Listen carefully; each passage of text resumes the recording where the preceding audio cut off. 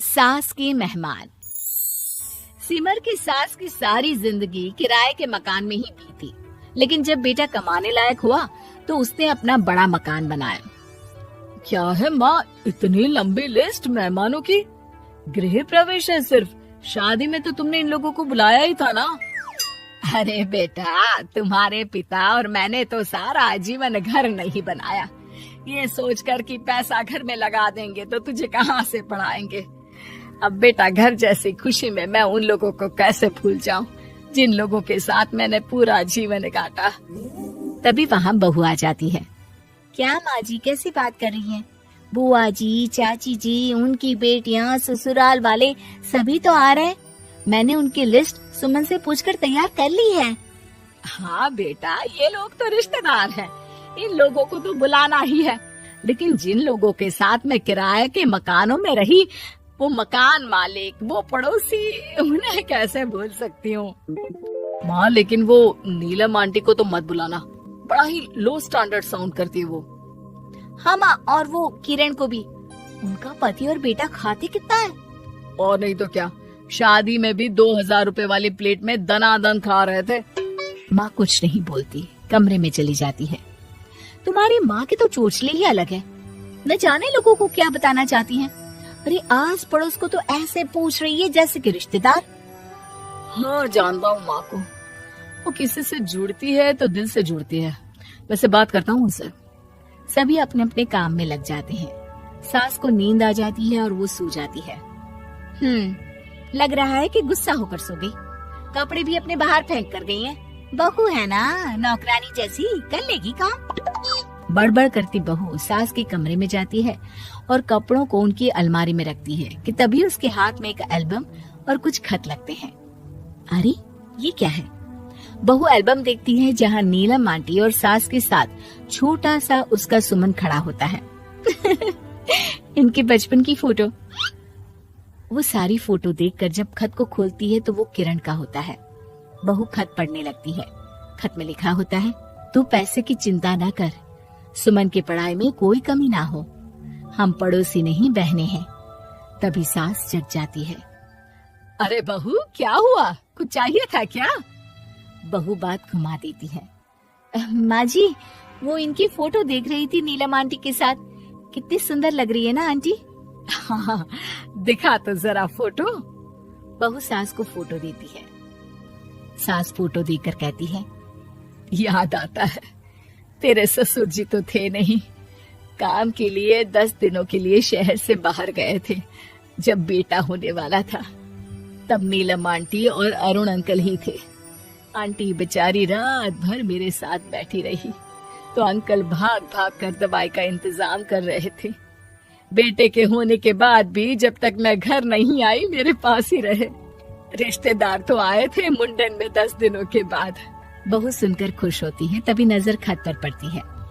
माँ, ये किरण आंटी को आपने पैसे वापस कर दिए? हाँ, वो भी समझ कैसे कैसे किए मैं ही जानती हूँ। सुमन की पढ़ाई के लिए पैसों की जरूरत थी।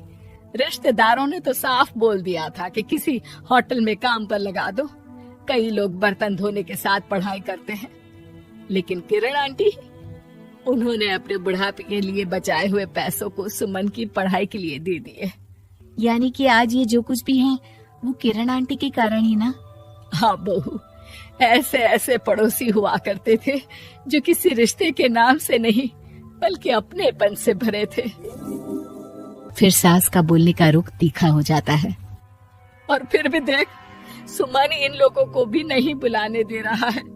माँ, मैं बात करती हूँ, ये लोग सिर्फ आएंगे ही नहीं, हम लोगों के साथ रुकेंगे भी घर में, रिश्तेदारों की तरह। सास बहू बेटे से पूछकर एक एक घर जाकर पड़ोसियों को एक दिन रहने का न्योता दिलाते हैं। और फिर वो दिन भी आ जाता है जब घर में गृह प्रवेश होता है। अरे हम लोगों का कमरा कहाँ है? बड़ा कमरा देना हम लोगों को, खुला खुला। सुमन परेशान हो जाता है कि वो क्या करे, कहाँ किसका सामान रखे, कि वहीं किरण पड़ोसन आ जाती है। अरे सुमन, परेशान ना हो बेटा, हमारे कमरे में रख दो उन लोगों का सामान, हम तो तेरी माँ के साथ ड्राइंग रूम में एडजस्ट हो जाएंगे। और हमारा कमरा कहाँ है? सुमन, जरा सामान कमरे में तो रखवा दो। अरे ये क्या, मेरे कमरे में तो सफाई ही नहीं है। अरे बता देती सुमन, हम कहीं और रह लेते। तभी वहाँ नीलम झाड़ू लेकर आ जाती है। अरे बबली दीदी कैसी बात कर रही है, चलिए मैं साफ किए देती हूँ कमरा। वहीं मामी जी भी आ जाती हैं। अरे सुमन दीदी, सबसे छोटा कमरा हम लोगों को ही देना था क्या? मायके की कोई परवाह नहीं है। वो मामी जी, किरण आंटी और नीलम आंटी की फैमिली एक ही कमरे में है ना, तो इसलिए आप और मामा दो ही तो लोग हैं। तो मामी तो बहू के मुंह से ये बात सुनकर गुस्से से लाल पीली हो जाती है। अरे वाह जी वाह, बहू की जुबान तो देखो कितना बोल रही है। इतना बोलने वाली बहुएं भी होती है क्या? अरे रहने दो, जब मेरी बहन ने ही मेरे बारे में नहीं सोचा तो किसी और से क्या उम्मीद करे। दोनों सामान पैक करके घर से निकल ही रहे होते हैं कि नीलम आ जाती है। अरे राकेश भैया, मैं भी सुमन की तरह ही तो हूँ। आप तो हम लोगों को इतने साल से जानते हैं। हाँ, तुम लोग तो मेरी बहन से चिपकी रही गोंद की तरह। खैर कोई बात नहीं, रहो बड़े कमरे में। तभी अरुण वहाँ आ जाता है, जो नीलम का पति है। अरे अरे भाई साहब, थोड़ा तो वक्त दीजिए, हम सारे छोटे कमरे में शिफ्ट हो रहे हैं। सारे पड़ोसी छोटे कमरे में चले जाते हैं और मामा मामी बड़े कमरे में। बहू चाची के कमरे से बाहर निकल रही होती है कि देखो कैसे बड़ा मकान बनाकर इतरा रही है।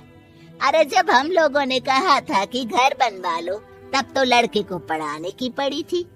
इतना पैसा रखी थी, महंगे कॉलेज में पढ़ाया, तब बात मानी होती तो सस्ते में मकान बन जाता। बहू आगे जाती है, जहाँ दोनों पड़ोसन भी आपस में बात कर रही थी। मानना पड़ेगा सुमन को, बहुत ही समझदारी के साथ चली।